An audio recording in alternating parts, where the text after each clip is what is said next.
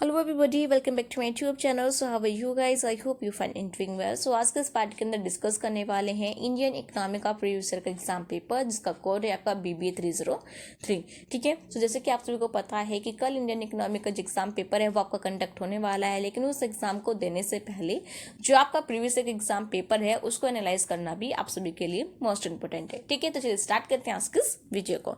ठीक है, तो इस तरीके से आपको जो अपना एग्जाम पेपर है वो देखने को मिलेगा। ठीक है, आपकी 3 घंटे की टाइमिंग होगी, 75 मार्क्स का आपका जो एग्जाम है वो कंडक्ट होगा। उसके अंदर आपका एक नोट होगा जो आपको अच्छे से रीड करना है। Attempt of the section as per the instruction, यानी कि आपके जितने भी सेक्शन है उनको इंस्ट्रक्शन के अकॉर्डिंग आपको अच्छे से अटेम्प्ट करना है। ठीक है, सेक्शन 1 की बात करें तो यहाँ पे क्या आपके वेरी शॉर्ट आंसर क्वेश्चन है। यहाँ पे आपको 75 वर्ड से ज़्यादा अपने आंसर को नहीं लिखना। 5 क्वेश्चन है, 5 के 5 आपको अच्छे से अटेम्प्ट करने हैं। पर क्वेश्चन की वेटेज की बात करें तो 3 मार्क्स यहाँ पे आपकी वेटेज है। सो इसके अंदर आपका क्वेश्चन नंबर फर्स्ट क्या है, what is meant by growth in the term of economy. ठीक है, तो यहाँ पे आपको बताना है कि आपकी ग्रोथ क्या होती है, किसकी टर्म में, इकोनॉमी की टर्म में। नेक्स्ट है आपका question number second, explain the concept of population explosion. तो आपको बताना है कि पॉपुलेशन एक्सप्लोजन आपका होता क्या है। क्वेश्चन नंबर थर्ड है आपका, what you mean by small scale industries.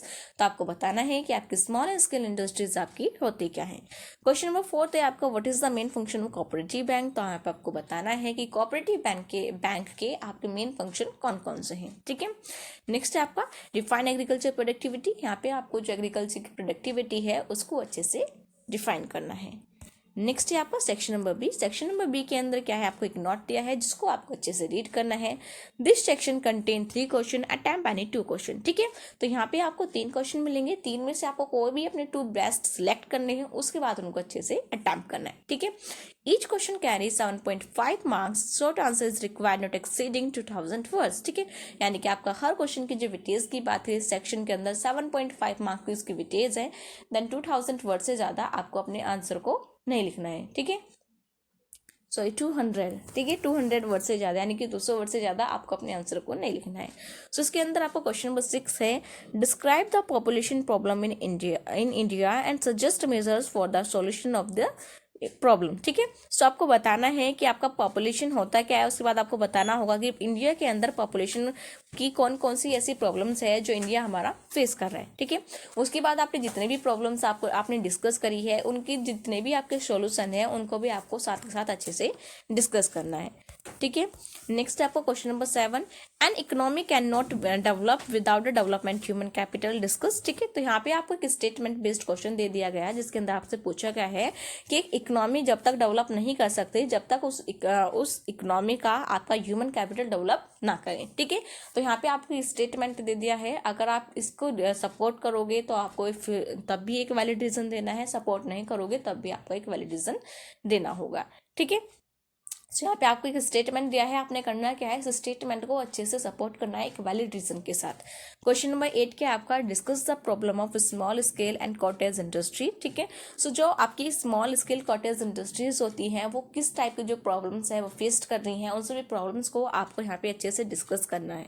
ठीक है, नेक्स्ट क्या आपका क्वेश्चन सेक्शन नंबर सी है। सेक्शन नंबर सी के अंदर क्या है, फिर से आपको एक नोट दिया है जिसको आपको अच्छे से रीड करना है। This section contain 5 question, attempt any 3 question. ठीक है, यानी कि सेक्शन सी के अंदर आपके 5 क्वेश्चन है, 5 में से कोई भी आपको अपने बेस्ट 3 सिलेक्ट करने हैं। The each question is carry 15 marks. ठीक है, हर क्वेश्चन आपके 15 नंबर का होगा। ठीक है, और जो आंसर है वो आपको अपना डिटेल में देना होगा। सो यहाँ पे आपको क्वेश्चन नंबर 9 है, explain the problem of cotton textile industry face by the Indian industry. ठीक है, सो आपको यहाँ पे सबसे पहले बताना होगा कि आपकी कॉटन टेक्सटाइल इंडस्ट्री होती क्या है, किस टाइप की जो प्रॉब्लम्स है वो आपकी फेस कर रही हैं। नेक्स्ट आपका question number 10, how was NITI Aayog formed, explain the function of NITI Aayog. ठीक है, सो आपको सबसे पहले यहाँ पे आपको बताना होगा कि नीति आयोग होता क्या है, किस तरीके से वो फॉर्म्ड हुआ, देन क्या क्या उसके फंक्शन है। क्वेश्चन नंबर 11 है आपका, when was the reserve bank of India nationalise. ठीक है, सो सबसे पहले आपको यहाँ पर डिस्कस करना होगा कि आपका रिजर्व बैंक होता क्या है, उसके बाद आपको बताना है कि कब वो आपका नेशनलाइज्ड हुआ। ठीक है, और जो उसके मेन फंक्शन है, describe the main function of the reserve bank of India. इसके जो मेन फंक्शन है वो भी आपको अच्छे से डिस्क्राइब करने हैं।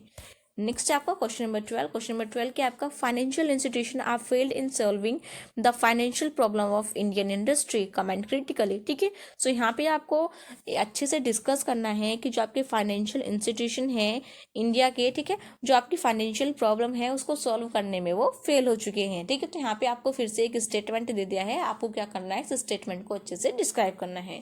क्वेश्चन नंबर 12 क्या है आपका, economic growth alone is not enough for under developed countries. ठीक है, it must be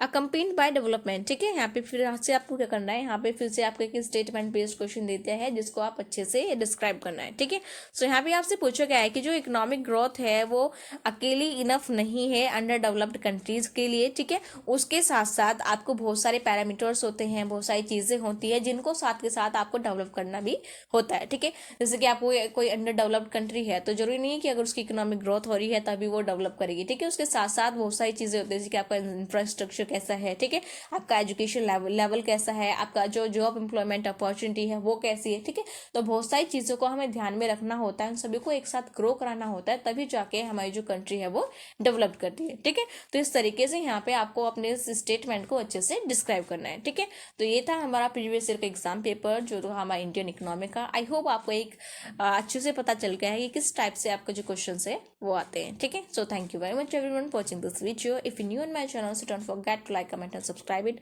Also share this video with your friends and classmates. Then all the best everyone for examination. Bye bye, see you in the next video.